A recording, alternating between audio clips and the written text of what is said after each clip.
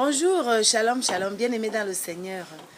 Bonjour ma soeur Colette. Bonjour Flore. Ça va? Oui, ça va et Amen. toi? Ça va, par la grâce de Dieu, ça Amen. va. Donc on vient vers vous encore aujourd'hui parce que le Seigneur est vivant. La parole de Dieu, elle est vivante. Et donc si on vient vers vous, c'est parce que l'Éternel, il parle par sa parole. Il parle par beaucoup de choses. La Bible le dit, hein. Il parle tantôt d'une façon, tantôt d'une autre. Aujourd'hui encore, il nous a appelés, il nous a donné un message. Il a dit, allez de toutes les nations, allez par le monde et faites de toutes les nations mes disciples. Donc il y a une ancienne vidéo qui avait été postée et qui parlait de l'attente, l'attente de la promesse. Et donc l'attente de la promesse, c'est quoi? C'est que déjà pour attendre la promesse, il faut être appelé. Parce que la parole de Dieu dit, nul ne va au Père si le Père ne l'a attiré. Et donc quand le Père nous attire, il nous demande de nous lever. Donc le cheminement après, c'est nous qui prenons la décision. Ce n'est plus le Père, c'est le Père, c'est nous maintenant qui prenons la décision de marcher avec le Père. Parce que lui, il a fait son travail. Il nous a attirés à lui et il nous a donc donné pas le pouvoir, mais le libre arbitre maintenant de le suivre ou de ne pas le suivre. Et maintenant, si on est attiré par notre papa et qu'on prend l'engagement, donc on décide donc de donner nos vies à Christ.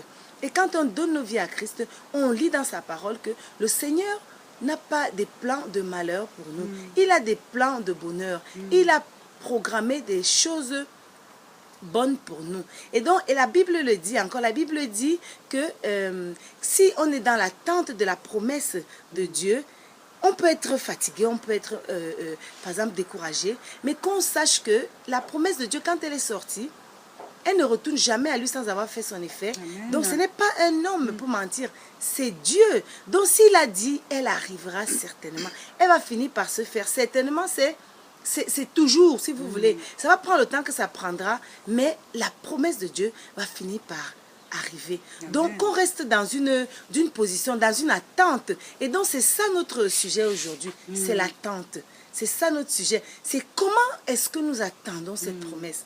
Comment nous attendons cette promesse? L'attitude qu'on a dans l'attente de la promesse de Dieu. Amen. Comment attendez-vous la promesse que Dieu a faite pour vous? Donc c'est ça notre sujet aujourd'hui, ma soeur Colette. Oui, en effet, Flore, le Seigneur a des projets de paix, des projets de bonheur pour nous. Et il a un plan merveilleux pour chacun de nous. Il a des promesses, il a fait des promesses à chacun de nous. Maintenant, ces promesses, comment nous les attendons? Comment nous les mettons en place? C'est vrai, Dieu a promis. Je prends l'exemple de ma fille. Quand je lui fais une promesse, elle attend la promesse. Et elle attend de différentes manières. C'est ça. Elle attend de différentes manières. Je lui ai fait une promesse et elle travaille de telle sorte que maman, ce qu'elle m'a promis, elle va me le donner parce que, voilà, elle m'a dit, si je fais ça, voilà ce que tu auras. Exact. Et nous sommes des enfants de Dieu. Dieu nous a fait des promesses. Et dans cette vie-là, nous sommes comme dans une salle d'attente. Lorsque Dieu nous fait des promesses, comme des enfants, nous attendons à ce que la promesse de Dieu se manifeste, elle soit visible, elle soit palpable. Nous sommes comme des enfants devant la promesse de Dieu. Mais comment attendons-nous? Il y a différentes façons d'attendre la promesse de Dieu. Dans une salle d'attente d'un médecin, lorsqu'on remarque, il peut y avoir une dizaine de personnes, mais les 10 personnes ne font pas la même chose en attendant. Il y en a qui lisent un bon livre, une revue. Il y en a qui arrivent avec leur enfant, qui prennent soin de l'enfant en faisant des câlins à l'enfant. Il y en a d'autres qui sont avec leur téléphone portable, leur iPad, et qui sont en train ou de lire un livre ou d'écouter de la musique. Il y en a d'autres qui discutent entre eux. Le temps de l'attente, qui discutent. Il y en a d'autres qui ne disent rien, qui sont stoïques, qui vous regardent en se disant vraiment, mais qu'est-ce que je fais là? Se questionnent. Se questionnent. Donc, voilà la question. Comment attendons-nous la promesse de Dieu? Est-ce que nous sommes en mouvement ou est-ce que nous sommes complètement passifs devant la promesse de Dieu? Parce que Dieu nous a envoyés, Dieu nous a mandatés à chacun. Nous avons reçu un mandat céleste. Le mandat que nous avons reçu de Dieu, c'est d'aller afin de faire des disciples, tous les gens que nous allons rencontrer, ceux qui sont réceptifs à la parole de Dieu. Parce que tous ne vont pas être sauvés. Bien sûr. Désolé. Désolé hein, pour ceux qui ne veulent pas. Mais tous ne vont pas être sauvés. Donc, pendant l'attente de la promesse, nous devons être en action. Nous devons être en mouvement. La petite chose que nous pouvons faire pour Dieu, faisons-le. Regarde l'histoire de Moïse et le peuple d'Égypte. Moïse a conduit le peuple d'Égypte pour la terre promise. Oui, il ne savait pas où il allait. Il ne savait pas où il allait, mais il avait reçu une promesse. Il partait avec la conviction, avec l'assurance, avec la foi que le Seigneur m'a promis. Et donc forcément, il a un projet. S'il a dit va délivrer le peuple, c'est parce qu'il savait où est-ce que le peuple allait arriver. Voilà. Mais sur le chemin, parce que pour arriver à Canaan, ils ont fait 40 ans. Ce n'était pas loin de la ville où ils étaient jusqu'à la terre promise. C'était pas loin. Mais pourquoi le Seigneur a permis qu'ils passent par le désert? Pourquoi? Parce que nous traversons dans nos vies aussi des choses. Le Seigneur aurait donné la promesse, paf, on a trouvé du boulot, on se marie, on fait des enfants, tac, ça se passerait comme ça. Mais non, le Seigneur est amour, il veut nous façonner, il veut nous transformer. Comme il a transformé le peuple d'Égypte, ils ont souffert dans le désert, ils ont vu des choses. Et parmi eux, il y en a qui ont douté. Parmi eux, il y en a qui ont soupiré, qui ont murmuré. Oui. Y compris même, à un moment donné, même Moïse. Lui n'a pas murmuré, mais il a fait un geste qui n'a pas plu à Dieu. Parce qu'il était dans l'attente, mais il n'a pas obéi à la parole de Dieu. C'est ça. Donc, c'est comment nous attendons la promesse. Quand tu parles du doute, Flore, effectivement, au jour d'aujourd'hui, avec tout ce que l'on peut voir, imaginez, Dieu vous a promis d'être le plus grand chantre de l'univers pour chanter sa gloire. Et lorsque vous allumez Internet et tout ça, vous voyez des gens qui chantent, mais qui chantent merveilleusement bien. Vous dites, mais moi, comment, par où je vais commencer? Mais il y a des gens vraiment qui sont déjà au sommet, mais moi là, c'est comment? Je vais faire comment? Vous commencez à vous mettre le doute, les freins. Vous commencez à vous mettre les freins. Chacun a reçu en fonction de ce que Dieu a programmé pour sa vie. Si Dieu vous a dit que vous serez un grand chantre, regardez à la promesse. Ne regardez pas à ce que vous voyez qui est déjà fait. Parce que vous avez autre chose que Dieu a mis en vous, qui va toucher peut-être une autre catégorie de personnes, mais qui va toucher parce que vous êtes loin par Dieu. Et lorsque vous regardez à la promesse, lorsque vous avez les yeux fixés à la promesse, le doute ne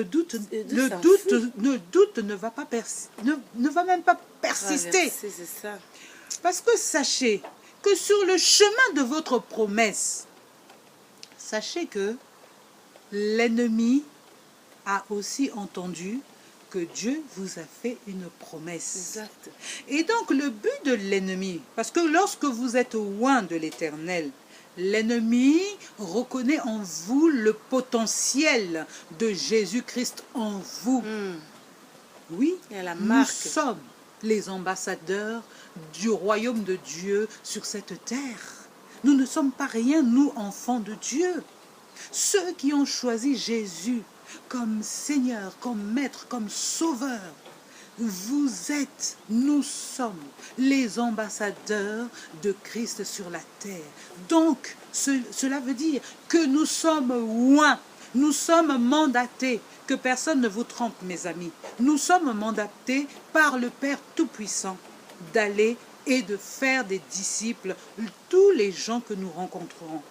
Maintenant, ne vous laissez pas berner par l'ennemi, parce que l'ennemi viendra vous mettre le doute. L'ennemi viendra vous voler votre promesse. Pourquoi? Parce qu'il ne veut pas que le royaume de Dieu descende sur la terre. Il ne veut pas que le règne de Dieu se fasse. Mais il se trompe parce que ça va se faire. Ça va se faire. C'est déjà prévu. Tout est déjà écrit. Tout est déjà cacheté. Le sceau de Dieu a été mis. Il ne peut plus rien faire. Mais par contre, il peut retarder l'exécution de notre promesse. Exactement. Hein? Donc, vraiment, comment attendons-nous attendons-nous cette promesse? Voilà, est-ce que nous sommes en marche? Est-ce que nous sommes passifs? Il faut avoir la foi. Parce que l'attente de la promesse, c'est déjà de s'accaparer de cette promesse. Oui. On a reçu une promesse, on l'a saisie, on marche avec la promesse, avec une assurance, sans douter, avec la foi. C'est la foi qui va vous faire tenir ferme. C'est la foi qui vous fait tenir ferme, qui vous fait avancer dans l'assurance. Donc il faut avoir la persévérance, il faut persévérer. Ça, ce n'est pas facile, c'est facile à dire, hein, mais ce n'est pas facile à vivre. Parce que dans la vie, on rencontre beaucoup de choses. Dans l'attente, on rencontre plein de choses. Hein. On rencontre beaucoup de choses, des défaites au travail, les défaites dans beaucoup de choses. Et on se dit, oh, mais la promesse de Dieu, là, elle viendra quand? Le Seigneur m'a promis quelque chose, mais quand est-ce qu'elle... Mais c'est quand que la promesse arrive? Moi, je ne la vois pas arriver. Quand est-ce que la promesse va arriver? Mais il ne faut pas se poser la question, parce que la question aussi fait partie des freins. Les questionnements font partie des freins. Les questionnements font partie des freins. Il faut partir en se disant, elle va arriver. Elle arrivera certainement. Le plan de Dieu est là. Il m'a dit, il m'a promis. Je m'accroche, je m'accroche. Et je voulais dire un autre truc, c'est que c'est notre qualité d'attente qui détermine aussi le temps même de la réception de la bénédiction. C'est la qualité de l'attente. Comment attendons-nous? C'est notre façon d'attendre, notre qualité de foi qui déclenche en fait la bénédiction. C'est ça qui déclenche les anges qui sont mandatés pour venir nous donner notre bénédiction et pour venir nous donner ce dont on a droit, parce que c'est notre droit, c'est notre héritage. Donc, notre qualité d'attente, nos raisonnements, notre attitude, nos comportements, ce qui sort de nos paroles, parce que vous savez que la langue, la langue a un venin. La langue peut détruire et construire. Donc, par la langue, on peut annuler ou alors retarder, ou freiner la promesse de Dieu. Donc, c'est la qualité d'attente. Flore, une fois, j'avais écouté Marcelo Tunasi, ce pasteur qui est vraiment ouin. Et il disait, il a donné une image qui était totalement cohérente. Il donnait une image de deux personnes, de part et d'autre de la pièce. Et il disait, regardez les deux cas de figure. Alors, lorsque il y a une personne qui avait reçu une promesse de Dieu, et qui était dans l'attente de la promesse de Dieu. La persévérance, il persévérait, il croyait. Il croyait à ce que Dieu lui avait promis et il savait que ça allait arriver. Certainement. Et donc, il priait et il priait. Et plus il priait, imaginez l'ange. L'ange de l'Éternel qui doit ramener la promesse. L'ange Gabriel. L'ange de l'Éternel qui doit ramener la promesse. L'image qu'il avait prise, c'est cette personne qui priait, qui voyait en fait sa promesse arriver par l'ange. Et il y avait une autre personne qui avait reçu aussi une promesse. Mais sur le chemin de sa vie, il disait, bon, Dieu m'a promis quelque chose, j'en suis sûr. Et puis, une minute après, il dit, oh, mais je ne vois pas ça arriver. Alors, l'ange, en fait, il s'arrête. L'ange, tant que la personne croit en la promesse arrive. Mais tant que la personne commence à douter de la promesse, l'ange, en gros, il stoppe jusqu'à ce que la personne retrouve la foi dans la promesse de Dieu.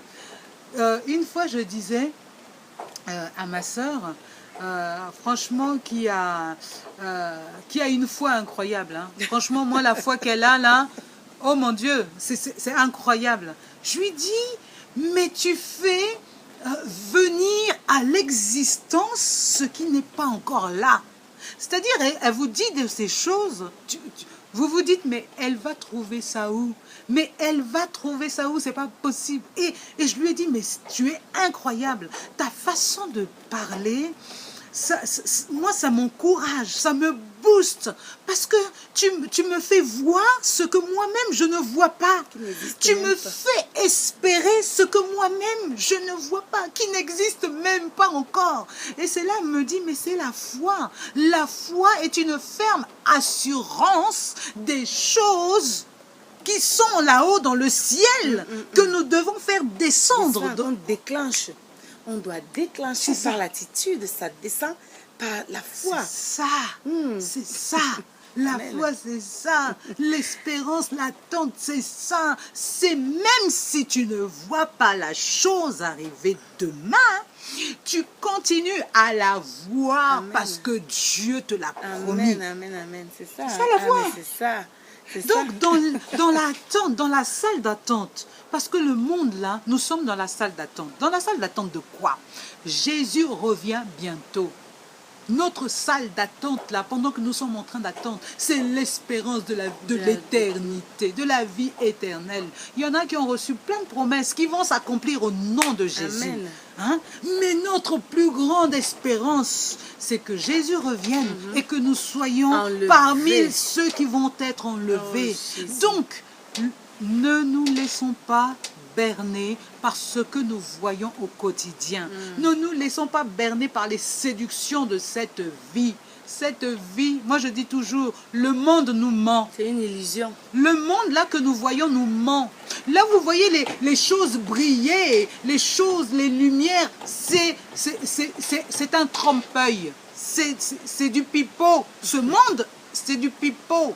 Parce que lorsque vous fouillez bien à l'intérieur, vous voyez toutes les fissures, les salissures, tout ce qui est pas beau, qui est caché derrière des images de perfection, alors qu'à l'intérieur, il n'y a rien. Il n'y a rien. Notre seul Dieu, et c'est lui le plus parfait des parfaits, c'est lui. Amen. Il n'y a pas autre chose qui soit plus parfait que lui.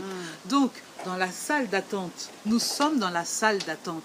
Dieu nous a promis des choses, et ces choses vont s'accomplir. Elles s'accompliront certainement. Donc, dans la salle d'attente, prions, lisons la parole, parce que c'est dans la parole que Dieu va nous réconforter. Lorsqu'on va être un petit peu down, comme je dis, bah Dieu, il va nous parler par le Saint-Esprit qui est là, qui est avec nous et qui va nous dire, bon bah, remue-toi un petit peu, la promesse est là, je suis là, je suis pas parti, je suis avec toi, allez, courage, fortifie-toi, prends courage. Parce que la promesse est là pour toi. Et donc, ça nous fortifie, ça nous encourage. Amen. Et donc, je voulais dire un truc par rapport à ça. Je dis, dans l'attente, il y a des gens qui attendent et qui voient aussi, le pasteur Tounassi avait aussi fait une autre image de la personne qui se décourageait. Et au lieu de s'accrocher à sa bénédiction, au lieu de s'accrocher au lieu de s'accrocher à Dieu, d'avoir un regard vers lui, regardez plutôt le frère à côté qui avait reçu sa bénédiction, qui avait reçu et se posait des questions. Mais est-ce que j'aurai ma bénédiction? Mais lui, on a commencé à prier ensemble. Lui, il rentre dans sa bénédiction. Est-ce que c'est normal? Commencer à se poser des questions sur l'autre. Ça veut dire que on ne se, en fait, on quitte comment dirais-je? On se décale de l'objectif. On sort de l'objectif pour regarder l'autre. Notre objectif, c'est nous. On fixe les regards vers Dieu. On fixe les regards vers l'attente de la bénédiction et non vers celui qui a reçu. Pourquoi? Parce que le Seigneur a donné à chacun ses bénédictions, à chacun à des heures bien précises. Nos bénédictions arrivent à nos heures parce que nous sommes différents, nous sommes particuliers, nous ne sommes pas pareils. L'Éternel nous aime autant que nous sommes, mais il fait des choses avec chaque personne d'une façon différente. Même si c'est des jumeaux qui sont nés les triplés, les quadruplés, ils n'ont jamais la même vie. Parce que chaque personne est unique devant la face de Dieu. Amen. Et le Seigneur travaille avec chaque personne d'une façon particulière et différente. Donc ne regardons pas la vie de notre voisin, de notre ami, de tel qui a plus de choses que nous, qui a ceci, qui a cela, qui sa bénédiction, elle a prié, le Seigneur a accompli. Non. Comment elle a prié? Comment elle a fait sa demande? Quelle est sa relation avec Dieu? Quelle est sa connexion avec Dieu, sa communion avec Dieu? Vous ne connaissez pas sa relation avec Dieu. Vous ne connaissez rien.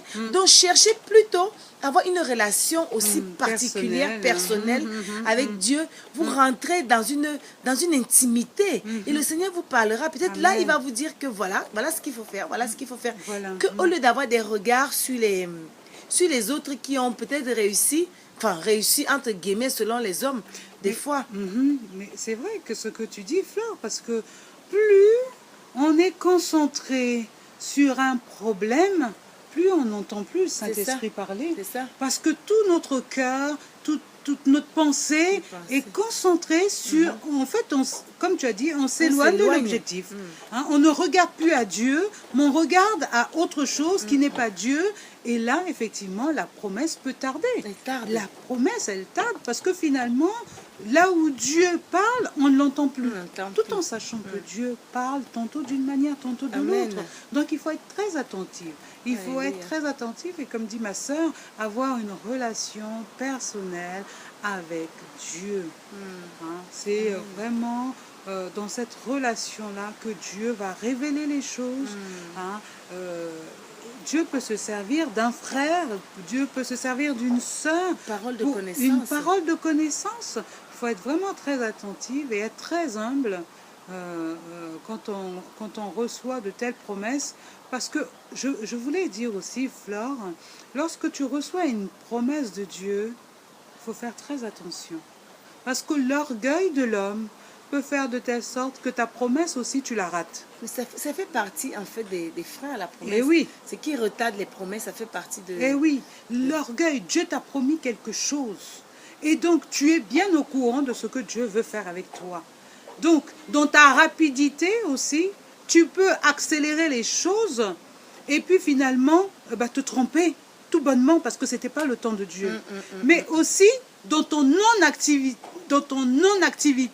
dans quand tu es passif. Quand tu es passif aussi, tu Dieu, fais rien, tu bouges pas. Tu as reçu la promesse et si tu ne bouges pas, tu es là, tu attends que Dieu vienne te dire le soir quand tu dors, Flore, réveille-toi. Je t'ai dit que demain tu vas gagner à ceci, à cela. Donc tu veux entendre audiblement Dieu venir te dire non. Là, aujourd'hui, c'est ta promesse, lève-toi, va faire ceci, va faire cela, va faire ceci. Non, ça peut être ça aussi, mais non. Si tu attends ça comme ça, Dieu a parlé comme ça au temps d'Abraham. Au temps d'Abraham, Dieu parlait avec Abraham, face à face, je vous assure.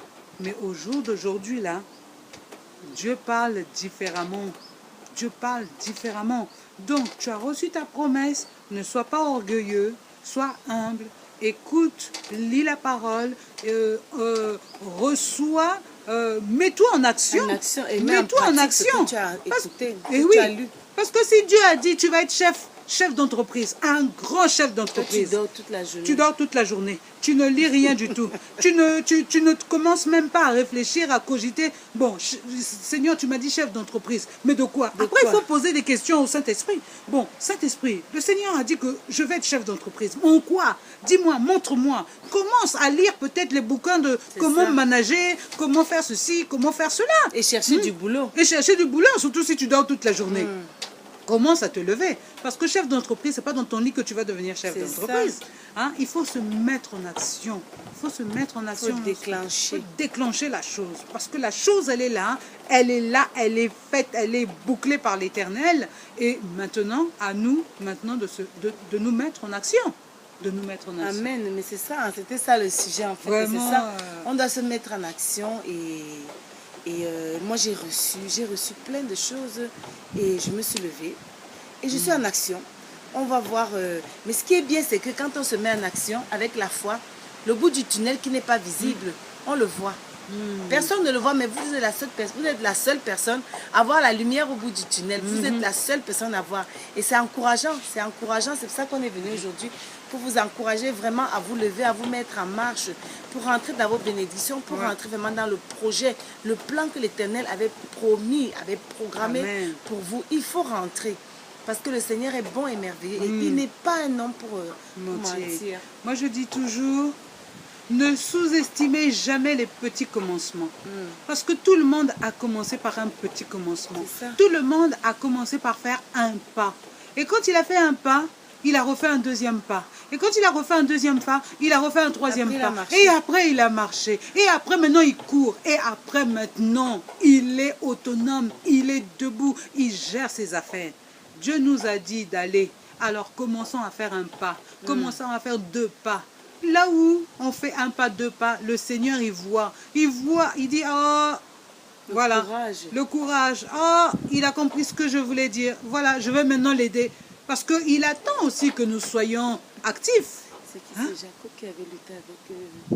Mais oui, Jacob avait lutté. Voilà, tant que tu ne m'auras pas béni, je ne te lâcherai pas, avait dit Jacob. C'est ça, la persévérance, entêté. Oh, Seigneur, tu nous as promis.